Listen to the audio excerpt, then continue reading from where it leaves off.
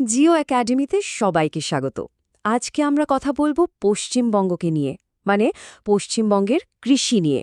এমন একটা রাজ্য যা ভারতের এক ক্ষুদ্র কৃষি দৈত্য হিসেবে পরিচিত। এখন প্রশ্নটা হলো, একটা তুলনামূলকভাবে এত ছোট রাজ্য কৃষির দিক থেকে এত বড় একটা ভূমিকা পালন করে কিভাবে? ব্যাপারটা বেশ মজার, তাই না? চলুন এই রহস্যটাই আজ ভেদ করা যাক। শুনলে অবাক হতে হয়। আমাদের এই পশ্চিমবঙ্গ একাই পুরো ভারতের মোট খাদ্যশস্যের প্রায় 10% উৎপাদন করে। আর তার থেকেও বড় আশ্চর্যের ব্যাপার কি জানেন?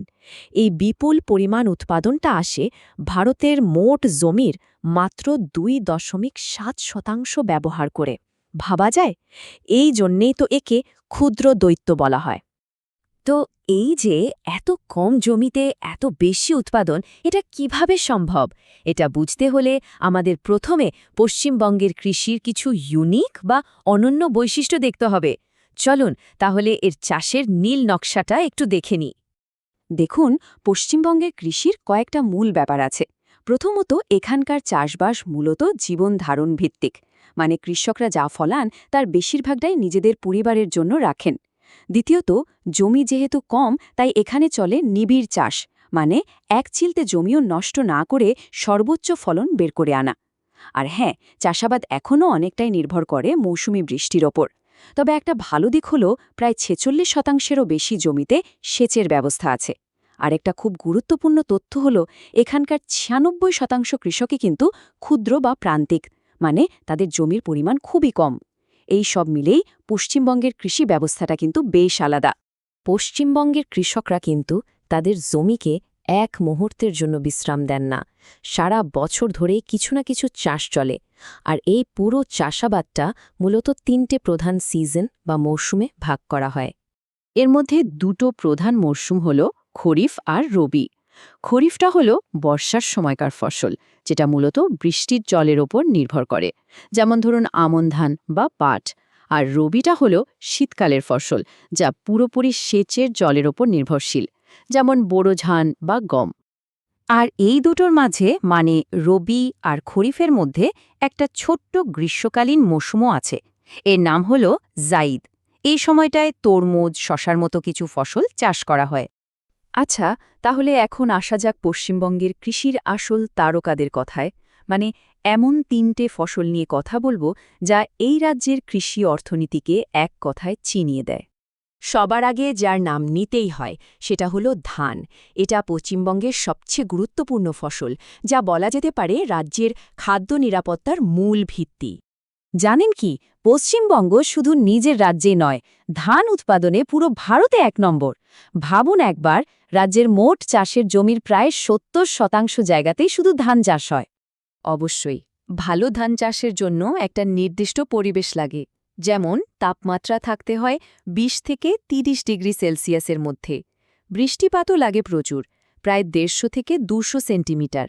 আর মাটি হতে হবে উর্বর পলিমাটি। আর জমিটা হতে হবে নিচু আর সমতল, যেখানে জলটা একটু জমে থাকতে পারে। আর ধান উৎপাদনে সবথেকে এগিয়ে আছে যে জেলা, সেটা হলো পূর্ব বর্ধমান। এতটাই ধান উৎপাদন হয় যে একে বাংলার ধানের গোলা বা গ্র্যানারি অফ বেঙ্গল বলা হয়। দারুণ একটা নাম, তাই না? ধানের পর এবার আসি পাটের কথায়।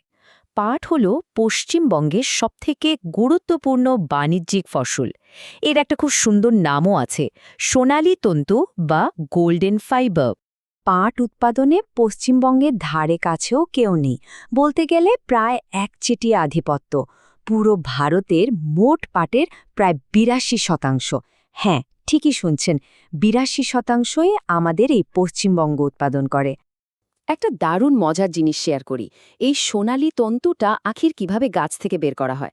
প্রথমে পাট গাছগুলোকে কেটে আঁটি বাঁধা হয়।